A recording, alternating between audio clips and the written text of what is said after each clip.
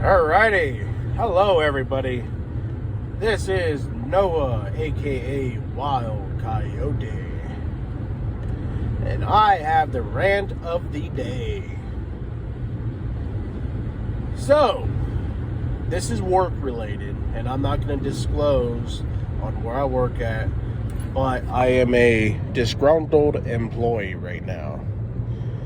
What that means is I am not so happy at my workplace. So is my fellow co-workers. They are not happy as well. And I will explain this whole situation and how it unfolded. So, our supervisor, I'm just going to call him douchebag. So, we have surveys throughout the year to grade his performance and our team lead's performance. And shout out to my team lead. He's amazing. And I feel like someone like him is supervisor material. Very professional guy.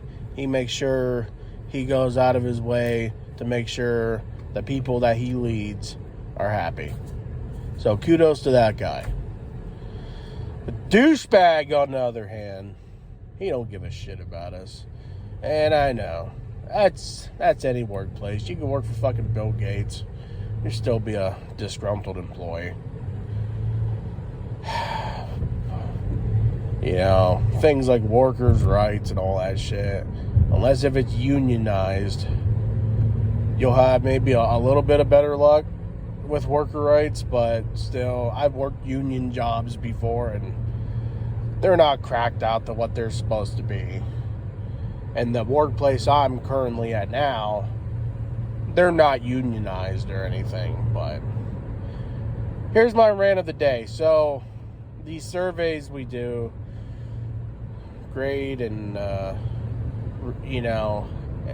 pretty much each of us gives the supervisor and the lead a evaluation. Now, of course, these surveys, we do them online, and we have to do them, but they are anonymous. That they say, but we have to enter our punch-in number on it. So I was like, is it anonymous? But anyways, our last survey we did, the one big thing with our supervisor was communication.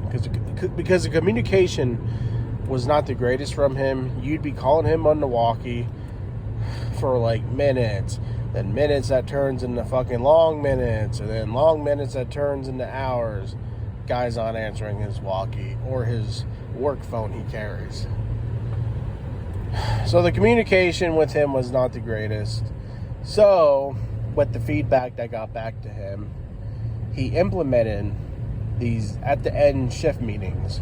So after we get relieved of our duties, we have to meet in this conference room, and we just go over on if we met our goals today and what we could have done better. And then usually at the end, is there anything that we need to get out, off our chest and communicate, right? Well, about 98% of the time, he doesn't even show up to these meetings he implemented.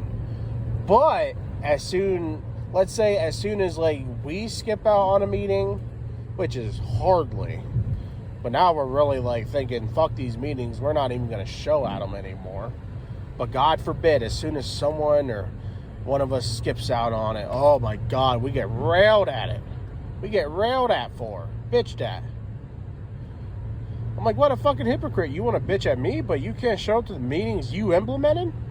That supervisors, team leads, and all regular production workers, sanitation workers, etc. have to attend.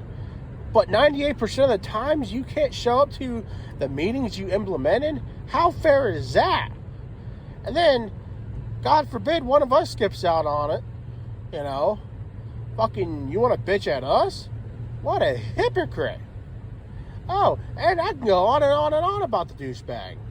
So, like, there is some lines and stuff, and I'm not going to discuss the lines because this video might go viral or not, and I just don't want to give up my workplace because it could cost me my job for exposing this douchebag for the douchebag that he is. But the one line that I work on, there's roughly about 5 of us on this line. Well, 6 actually. But he'll give us guys the credit, right? When he actually does show up to these meetings, probably like once or twice a month. That's why I say 98% of the time. Maybe I should change it to 99% of the time he skips out on them. But, if we have a good day and we met our percentage and our goal, he'll give us guys credit. But he won't give the women the credit. And he does this on every other line too. He'll give all the men the credit, but as soon as it comes to a woman, and I will give most of the women credit there.